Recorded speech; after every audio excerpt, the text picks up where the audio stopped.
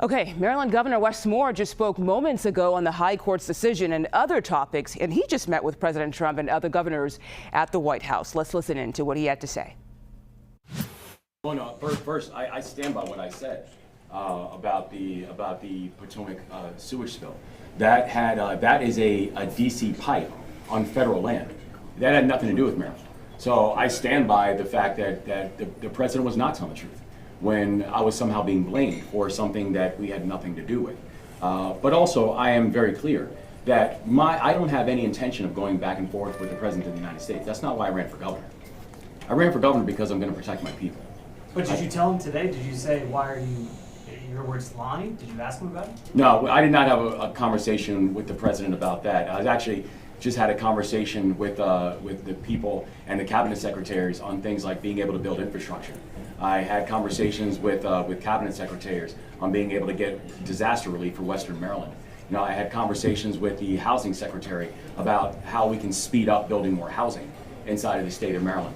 But I'm here to focus on the people of my state.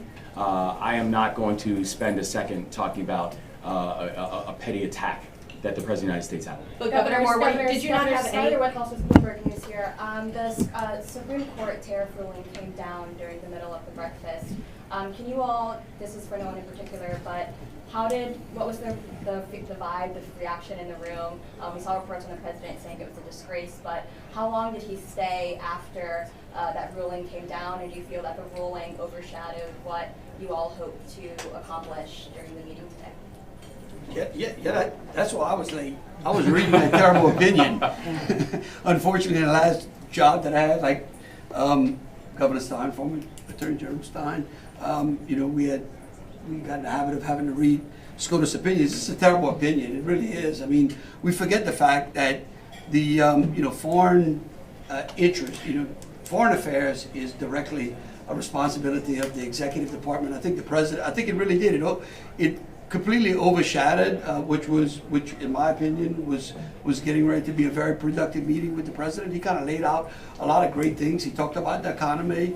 He talked about public safety. I mean, he went through a number of things. He offered help to every one of the governors there. Said, hey, any help that you need in your state. I mean, he was very gracious to Governor Hochul as well. And so again, I think that it was unfortunate that the Supreme Court came out with a bad ruling at that time, because I think we're going to have a great meeting. I'd like to respond to that. This shows the beauty of governors. We like each other, but we don't have to agree. The Trump tariff tax hit New Yorkers hard. My rural communities have been hit hard by this. The farmers with additional costs for everything from their feed and their fertilizer that only comes from places like Canada and Ukraine.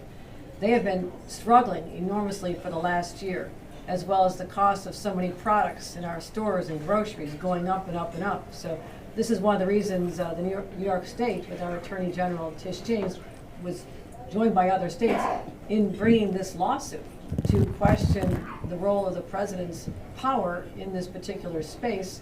And I think the Supreme Court, many of whom are appointees by the president, sided with supporting the Constitution and doing what's right. So we support this decision and hope that we can continue to find ways to work together to drive down costs, not do the opposite as we saw tariffs do in our state. Hold on, Scott, I already asked a question. Caroline. All right, you're listening to governors there. They were meeting with President Trump at the White House today when the Supreme Court's ruling on the president's sweeping tariffs came down. The Supreme Court ruled the president does not have the power to impose those tariffs.